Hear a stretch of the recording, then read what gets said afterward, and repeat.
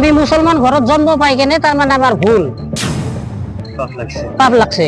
যদি মুসলমান যদি নহলো হয় অথবা আজি এই ডকুমেন্টসৰ কথা কব নোৱাৰিলাক হয় বা ঘপাতকে বাংলাদেশেৰ কথাও কব নোৱাৰিলাক হয়। এটা আমি মুসলমান কারণে গোটাইটো অপরাধ। এইটো উচ্ছেদ চলিব বলে আমার ইয়াত বলে 83 ঘর আমি ইয়াতে বসবাস কৰি আছো। এটা আমি 83 ঘরে আছো, কিন্তু বহুত ইফালে ফালে আছে 452 বিঘা মাটি আছে, কিন্তু থাকলেও কিন্তু 452 বিঘাত মাটি বস্তি বাড়ি নাই, কিন্তু অকল 83 ঘর আছে। আমি 83 ঘরটো যে আছে যে 83 বিঘায় 1 কঠা 2 কঠা এনেকে তানে মানুহ কাটা তানে বহি আছে। এটা আমি এটা জানা মতে জানে কালি আৰু আমাৰ এতে নোটিশ মাৰি থৈ গৈছে। এটা আমি দুখীয়া মানুহ, এটা আমি ক'ত যাম? আমি আমার এটা জ্বর জায়গায় নাই।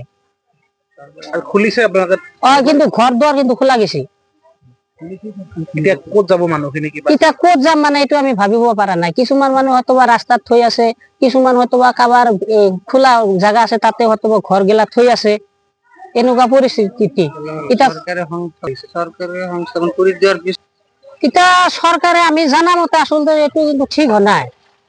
কিন্তু আসলে তো বস্তুটা আমার এইটো একটা মানুষ আমার এটা ঠাই জায়গা কৰি হলে বস্তুটো করবা লাগছিল, তেতিয়া আমি অলপ বা মনে দিয়ে আমি আর আত্মায় দিয়ে অলপ শান্তি পালো হয়। আমি সেইটো এটা এটা ভাবি আছো, আমি মুসলমান ঘরত জন্ম পাই কেনে তার মানে আমার ভুল পাপ লাগছে। যদি মুসলমান যদি নহলো হয় অথবা আজি এই ডকুমেন্টসৰ কথা কব নোৱাৰিলাক হয় বা ঘপাতকে বাংলাদেশেৰ কথাও কব নোৱাৰিলাক হয়। এটা আমি মুসলমান কাৰণে গোটাইটো অপৰাধ।